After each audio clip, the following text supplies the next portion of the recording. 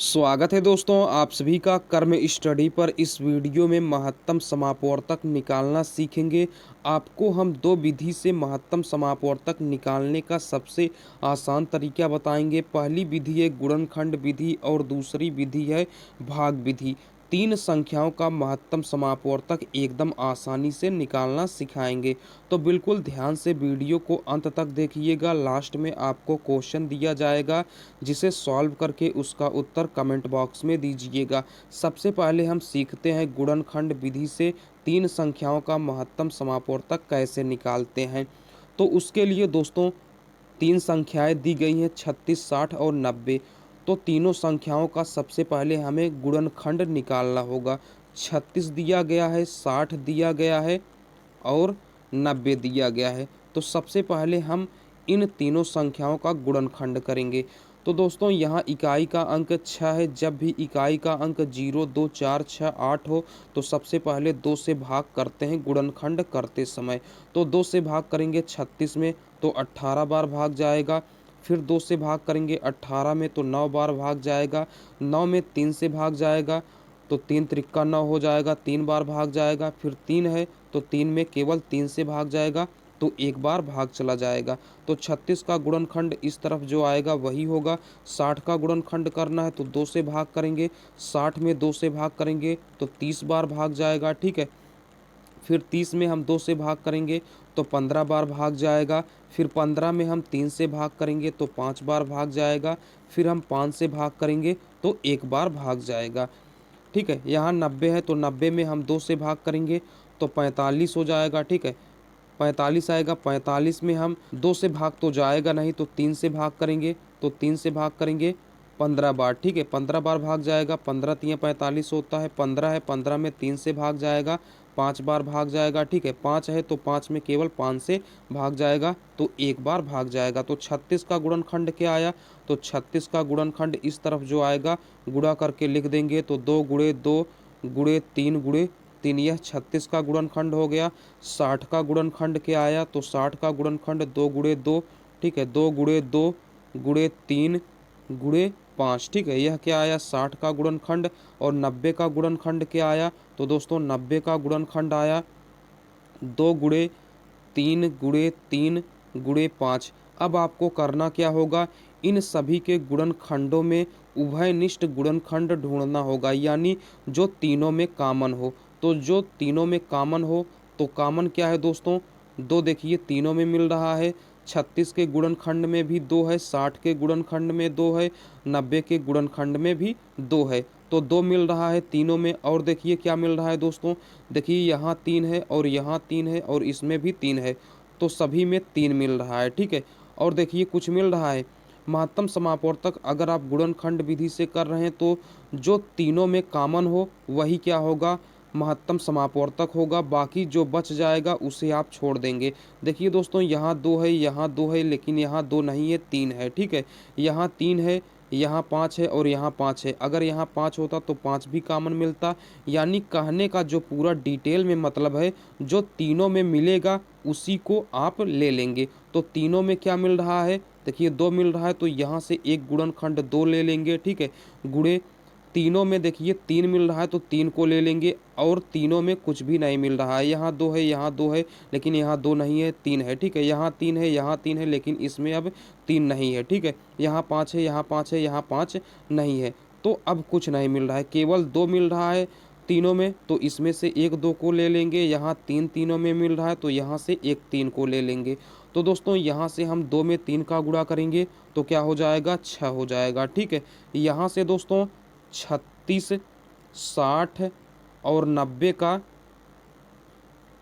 का मास यानी महत्तम समापवर्तक क्या आएगा? तो महत्तम समापवर्तक 6 आएगा। उम्मीद करते हैं दोस्तों आप गुणनखंड विधि से एकदम आसानी से समझ गए होंगे। चलिए अब हम भाग विधि से सीखते हैं। तो उसके लिए दोस्तों ध्यान से समझिए। यहाँ 3 संख्याएं हैं तो आपको करना क्या होगा? सबसे पहले आप किन्हीं 2 संख्याओं का महत्तम समापवर्तक निकाल लीजिए। जो दोनों संख्याओं का महत्तम समापवर्तक आएगा उसका और इस तीसरी संख्या जो बची रहेगी इसके साथ महत्तम समापवर्तक निकाल लेंगे। तो जो आएगा वही फाइनली महत्तम समापवर्तक होगा। तो आप सबसे पहले किन्हीं दो संख्याओं का आप महत्तम समापवर्तक निकालिए, चाहे आप इसका इसका निकालिए या इसका और इसका निकालिए या 90 और 36 का निकालिए। तो चलिए दोस्तों हम 60 और 90 का सबसे पहले निकालते हैं। तो दोस्तों आप बताइए 60 और 90 में सबसे बड़ी संख्या क्या है? तो आप कहेंगे 90, ठीक है। तो 90 में आप छोटी संख्या 60 और 90 का निकाल रहे हैं, तो 60 और 90 में छोटी संख्या क्या है? 60 है।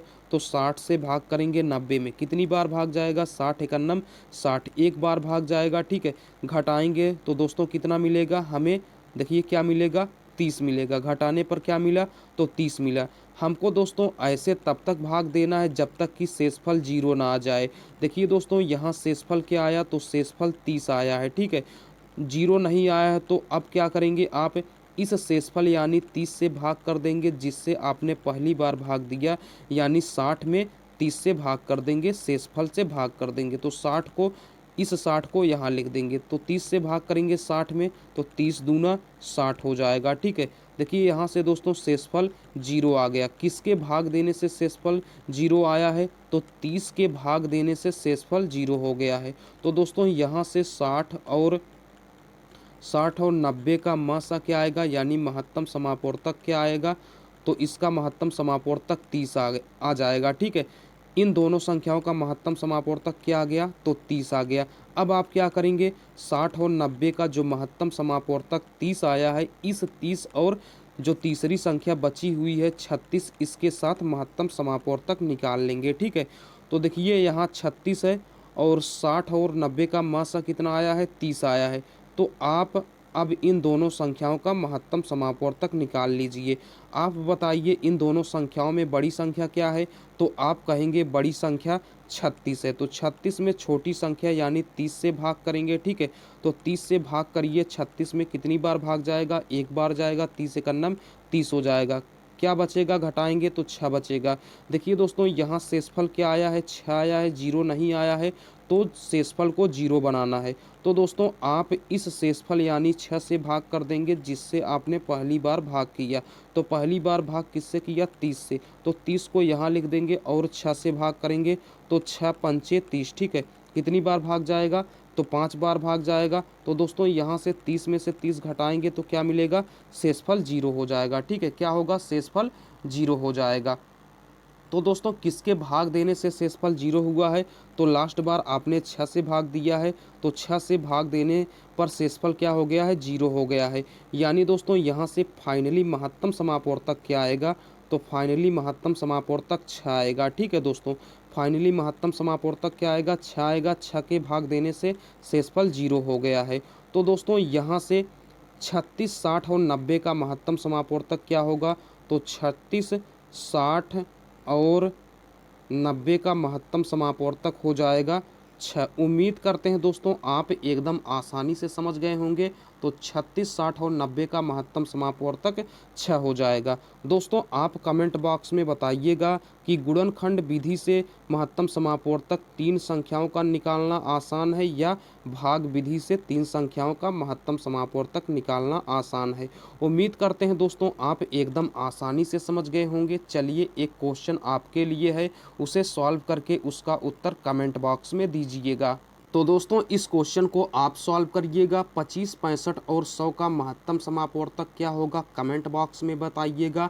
अगर वीडियो अच्छा लगा हो, समझ में आया हो, तो प्लीज़ दोस्तों लाइक ज़रूर करिएगा। चैनल को सब्सक्राइब करके नोटिफिकेशन बेल को ज़रूर प्रेस करिएगा दोस्तों। और आप यह भी ज़रूर बताइएगा कि आप यह वीडियो कहाँ से देख रहे हैं। चलिए दोस्तों फिर मिलते हैं अगले वीडियो में, तब तक के लिए टेक केयर।